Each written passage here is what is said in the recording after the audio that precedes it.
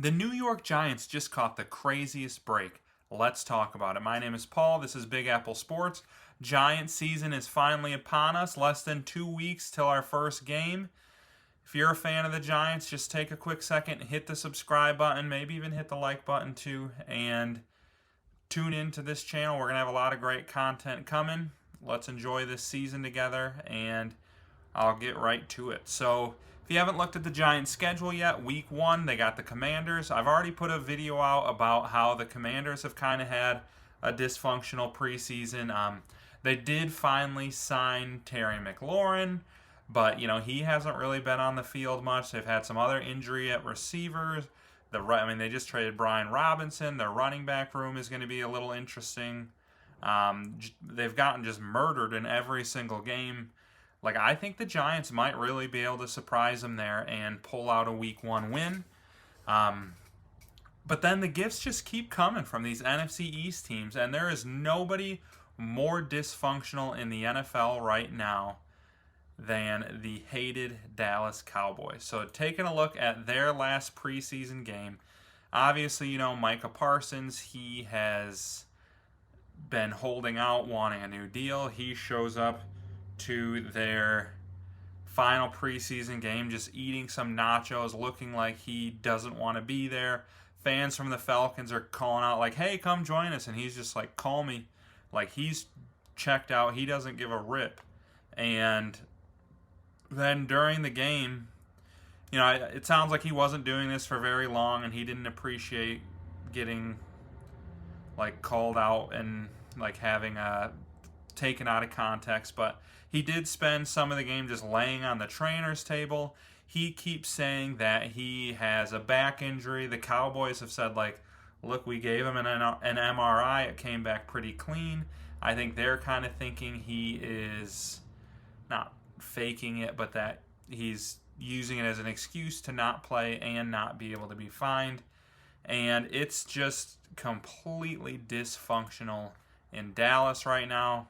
He then, today, I believe, posted on his TikTok Allen Iverson quote, "I'm a win wherever I go. Wherever I go, I'm a win. I don't care where I go. I don't care what team I go to. I'm going to win." So he's just kind of doing these, what's the term for it? I don't know. He's putting out stuff on social media kind of alluding to the fact that he doesn't want to be there, pushing himself towards a trade. And it's just kind of become a theme of the Cowboys over the years that they have just botched big negotiation after big negotiation. Jerry Jones is an old man and doesn't seem to know what he's doing. Part of why they might not be able to pay Parsons right now is just the way that he botched the Dak Prescott deal and the CeeDee Lamb deal. ESPN actually breaks down pretty well how these mistakes have been costing the Cowboys over the years, and how Jerry Jones, instead of just paying his guys right away, just waits and waits and waits until it gets to this point, like it is with Micah Parsons. And in the NFL, when you wait longer to pay somebody, in the meantime, all these other guys at the same positions are getting new market-setting deals. Micah Parsons should have been signed a year or two ago, but in the meantime, they let Max Crosby get a new deal. I think Myles Garrett got a new deal in there. And the price tag just keeps going up and up and up. And the same thing happened with Dak. They kind of break down, if they would have signed Dak to his original deal, it would have only cost them $111. They ended up paying him $128. Same thing with his second deal. It should have only cost him about $218, but they ended up paying him $251. And then it kind of breaks down CeeDee Lamb too, and they're saying Jerry Jones has cost the Cowboys $100 million with his botched negotiations. And I don't think anybody cares if Jerry Jones is losing $100 million. He's super rich. It doesn't matter to him. But there's a salary cap in the NFL, and if that money is allocated to Prescott and Lamb, that just means it can't go somewhere else. So losing that kind of money is big time, and it is killing the Cowboys. And personally, as Giants fans, I think we all love to see it. And truthfully, if I were a betting man and I had to put money on it, I'm guessing Micah Parsons suits up at least in time for the Giants game, probably even week 1, unless he really does have this back injury.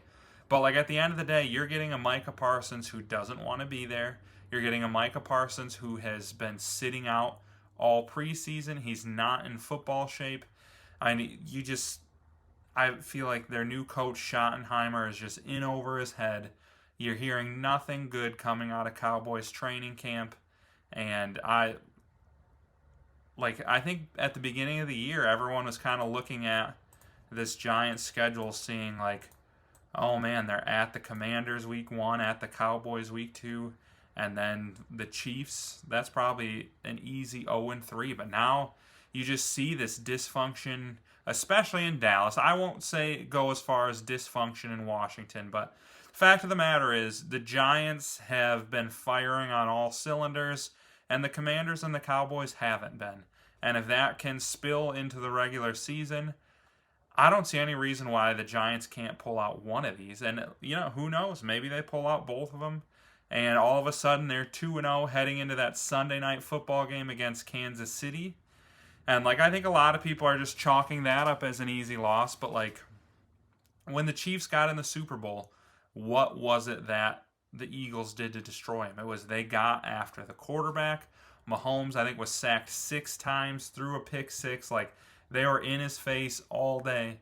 And not many teams in the NFL can do it. But if there are 2 that can, it's the Eagles and it is the Giants.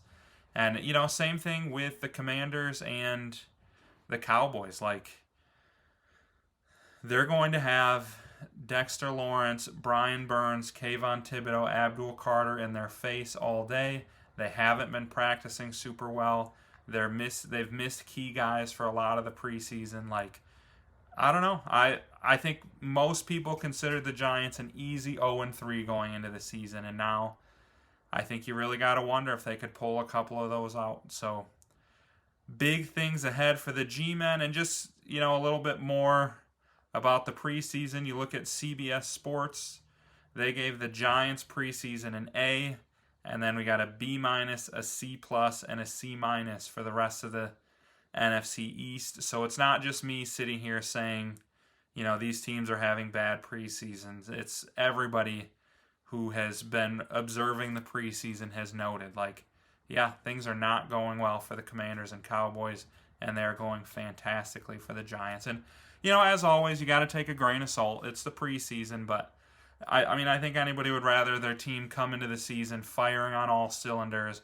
The vibes are high. You just look at the Giants sidelines. They look like they want to be there. They're excited. And then in the meantime, you got Micah Parsons' agent telling Jerry Jones to stick their contract offer up there. You know what. So vibes are not nearly as good in Dallas. And, if we know anything about Dallas, they're probably going to trade their best player for some 35-year-old who struggles with injuries like they did with Luka. So Giants fans, let me hear from you. Give me your opinion on the Micah Parsons standoff. Give me week 1 and week 2 predictions. Do you think the Giants can pull off the upset, or do you think I'm just being a little too optimistic here? I always enjoy hearing from you guys. And then just take a quick second on your way out.